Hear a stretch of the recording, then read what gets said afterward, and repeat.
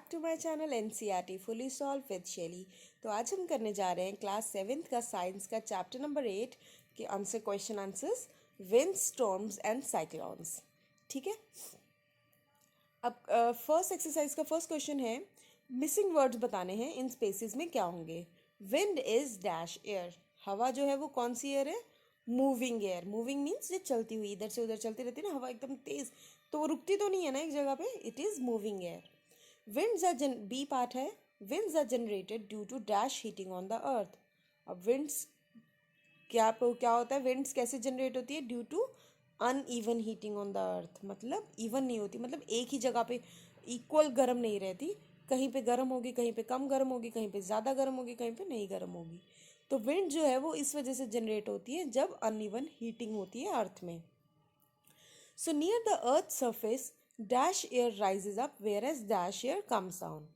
ठीक है। अब अर्थ सरफेस के मतलब ज़मीन के पास, अर्थ का जो सरफेस है बिल्कुल नीचे ज़मीन पे, वहाँ पे वार्म एयर जो गर्म हवा होती है वो ऊपर जाती रहती है, और जो कूलर एयर होती है वो नीचे आती रहती है। तो ये चीज़ हमेशा याद रखना, गर्म हवा ऊपर, ठंडी हवा नीचे। ठीक है, अर्थ के बिल्कुल सरफेस पे। अब air moves from a region of dash pressure to a region of dash pressure. अब जो एयर है जहाँ पे हाई प्रेशर होगा ना, वहाँ से हवा हमेशा निकल के कहाँ जाएगी? लो प्रेशर पे। अब मैं आपको एग्जांपल देती हूँ। अब हम जब किसी चीज़ में सपोज बलून में हवा भर रहे हैं, तो बलून में क्या होगा? बलून में कोई प्रेशर नहीं होता है ना, कोई हवा नहीं होती। हमारे पास हवा है, हम जब अपने मुंह से हवा डालते हैं उसमें, तो हमारे पास लगा लो पूरा प्रेशर है, हाई प्रेशर है।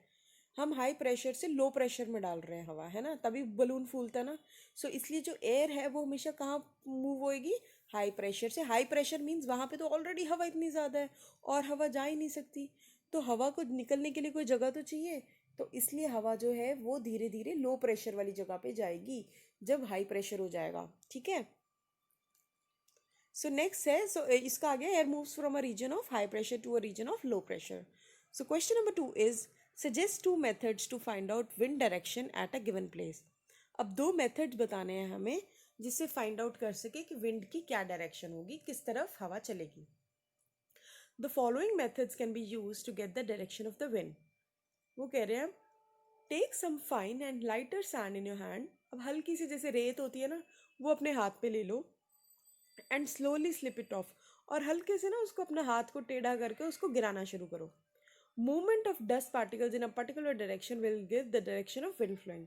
अब जैसे जैसे वो डस्ट पार्टिकल्स गिरेंगे ना जिस डायरेक्शन में, आपको पता लग जाएगा। आपको डायरेक्ट क्या करना है, हाथ में लेनी है रेत, उसको अपना हाथ बिल्कुल नीचे से हल्का हल्का करना है। तो अब जो रेत है ना वो डायरेक्ट सीधी नीचे नहीं गिरेगी, अगर आप धीरे धीरे गिरोगे तो उसके जो डस्ट पार्टिकल्स है ना वो एक डायरेक्शन में गिरेंगे। तो वो जिस डायरेक्शन में भी गिरेंगे समझ जाना कि विंड का फ्लो, हवा का फ्लो उस साइड है। अब दूसरा मेथड ये है कि एक पतंग उड़ाओ, इन the direction the kite flies shall be the wind direction. अब जिस डायरेक्शन में पतंग उड़ेगा वो होगी विंड की डायरेक्शन। नेक्स्ट है, take a bit of paper on your palm. ठीक है, अब हल्का सा पेपर लो एक बार अपने हथेली पे। The piece will fly in the direction of wind is blowing. ठीक है, उसको फिर जैसे आप हवा में उड़ाओगे ना तो वो वही उस साइड को जाएगा जहाँ पे विंड की डायरेक्शन होगी। या फिर हम क्या कर सकते हैं, एनोमीटर या फिर विंड वेन यूज़ कर सकते हैं। ठीक है, तो उन्होंने दो मेथड्स पूछे थे, मैंने आपको चार बता दिए। Next question is, state two experiences. देखो प्लीज़, मैं आपको पूरा एक्सप्लेन कर रही हूँ, आप सब्सक्राइब ज़रूर करके जाना बिकॉज मुझे बहुत अच्छा लगता है। और कमेंट करके बताना अगर 7th क्लास के बच्चों को कुछ और चाहिए। Second, third, first to 5th already solve है आपका सारा कुछ। ठीक है, तो प्लीज़ सब्सक्राइब ज़रूर करना, आपका पूरा साइंस यहाँ पे सॉल्व हो रहा है। State two experiences that made you think that air exerts pressure other than those given in the text. अब दो एक्सपीरियंसेस बताओ जो तुम्हें सोचने पे मजबूर करते हैं कि एयर में प्रेशर होता है। ठीक है, so we can experience air pressure in our daily activities such as, कैसे फील कर सकते हैं? Tree leaves and branches flutter due to pressure exerted by air in the form of wind. तो अब जो पेड़ के पत्तियां और ब्रांचेस हैं वो हिलने लग जाती है ना, थोड़ा थोड़ा हिलते हैं पत्तियां। क्यों? क्योंकि हवा में प्रेशर होता है। जो प्रेशर रिलीज किस फॉर्म में होता है? हवा की फॉर्म में, मतलब विंड की फॉर्म में। ठीक है, So it is difficult to ride a bicycle against the wind, but it is much easier in the direction of wind. अब देखो, अगर सपोज तेज हवा चल रही है राइट साइड को, और अगर हम उसके ऑपोजिट साइड में साइकिल चलाए ना, तो वो चला ही नहीं पाओगे, आप ट्राई कर लेना कभी। लेकिन अगर उसी हवा वाली डायरेक्शन में हम साइकिल चलाए तो वो इतनी स्मूथली चलती है ना, बहुत मज़ा आता है। ठीक है, तो ये हैं दो एग्जाम्पल्स आपकी। Next question is, you want to buy a house, कि आपको घर खरीदना है। Would you like to buy a house having windows but no ventilators? Explain your answer. कि क्या आप वो घर लेना चाहोगे जहाँ पे खिड़कियाँ तो हों लेकिन हवा पास ना हो इधर उधर, मतलब वेंटिलेट ना हो सके, आउटलेट ना हो? तो अपना आंसर बताओ। So smoke from kitchen and warm air being lighter rise up. If there is no outlet like ventilators, it will be difficult to escape for warm air and will heat up the room and could cause suffocation and discomfort. ठीक है, अब वो कह रहे हैं अगर खिड़कियां हैं, मतलब फिक्स खिड़कियां लगी हैं, बाहर देख सकते हो, लेकिन उसमें हवा खोल नहीं पाओगे आप, उससे हवा क्रॉस नहीं हो पाएगी, वेंटिलेटर नहीं होगा। तो उससे क्या होगा, अगर ऐसा हो जाएगा तो जो घर में जैसे हम कुछ खाना बनाते हैं, कुछ भी धुआं निकलता है, तो स्मोक फ्रॉम किचन, और जो गर्म भाप जैसे होती है, हवा होती है, वो हल्की होती है इसलिए वो ऊपर उड़ जाती है। तो अगर उसको बाहर जाने की कोई जगह नहीं मिलेगी तो उससे क्या होगा, कमरा गर्म हो जाएगा और जिससे सफोकेशन यानी घुटन होएगी और हम डिस्कम्फर्ट होगा, मतलब कंफर्टेबल नहीं रह पाएंगे वहाँ पे। ठीक है, so next question is, explain why holes are made in hanging banners and hoardings. तो आपको बताना है कि हैंगिंग बैनर्स और होर्डिंग्स जो होते हैं उनमें होल्स क्यों कर दिए जाते हैं। तो अब इसका आंसर है, air exerts pressure in all directions. ठीक है, अब जो एयर में है अगर वो प्रेशर होता है, पूरा बनता है हर डायरेक्शन में। अगर बैनर और होर्डिंग्स में होल्स नहीं होंगे, if banners and hoardings do not have holes, pressure exerted by wind may tear them off और मेक देम फॉल। अब अगर हवा नहीं होगी ना, अब होल्स नहीं होंगे तो क्या होगा, बिल्कुल हवा तेज आती है तो वो प्रेशर बना देगा उस चीज़ में, पीछे से जैसे बोर्ड में होर्डिंग में प्रेशर आ गया, तो वो उससे क्या होगा, वो इतना तेज प्रेशर बन जाएगा कि उसको वो या तो गिरा सकता है या फिर वो होर्डिंग फट जाएगा। ठीक है, so holes let the air pass through and reduce the air pressure on banners and hoardings. ठीक है, सो अब आपको आंसर लिख दिया, आप एज इट इज़ लिख सकते हो। तो इसलिए उसमें होल्स किए जाते हैं ताकि आसानी से एयर प्रेशर ना बने और हवा क्रॉस होती जाए। नेक्स्ट क्वेश्चन है, how will you help your neighbours in case cyclone approaches your village town. आप कैसे अपनी नेबर्स की हेल्प करोगे अगर साइक्लोन आ जाए तो आपके गांव में या विलेज में। On approaching of the cyclone we should do the following. हमें अपने नेबर्स की हेल्प करनी चाहिए और फ्रेंड्स की हेल्प करनी चाहिए, उनका important household goods, cattle और व्हीकल्स, सो दैट वो सेफर प्लेस पे चला जाए। मतलब help our neighbours and friends in shifting that their important household goods, cattle and vehicles to safer places. Next है, communicate with government agencies like police, fire brigade, medical centres and other emergency service points as per requirement. तो हमें उनसे जल्दी जल्दी बात करनी चाहिए, police को बुलाना चाहिए, फायर ब्रिगेड को, अगर कुछ ऐसा दिक्कत वाली बात हो जाए। So we should store water for safe drinking, हमें पानी संभाल के रखना चाहिए। We should avoid drinking roads near by flood hit areas. We should avoid driving roads, तो हमें मतलब ड्राइव नहीं करना चाहिए अगर आसपास कोई फ्लड हिट एरियाज है जहाँ पे बाढ़ आ गई है, तो इस तरीके से।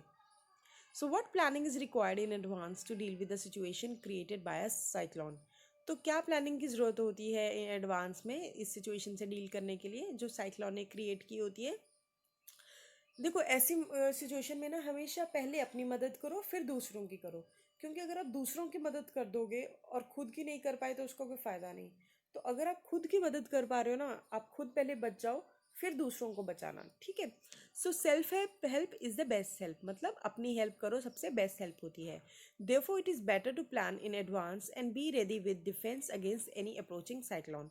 तो इसलिए बेस्ट रहता है कि प्लान एडवांस में ही करो और हर एक चीज़ों से बच के रहो और अपने संभाल के रखो जो भी चीज़ें ज़रूरत के लिए हैं अगर आपके आसपास साइक्लोन आने वाला है।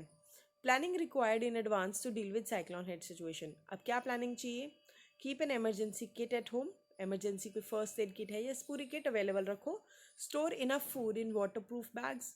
अब बारिश बहुत तेज़ है तो वाटर प्रूफ बैग्स में आपको खूब सारा पानी खाना रखना चाहिए।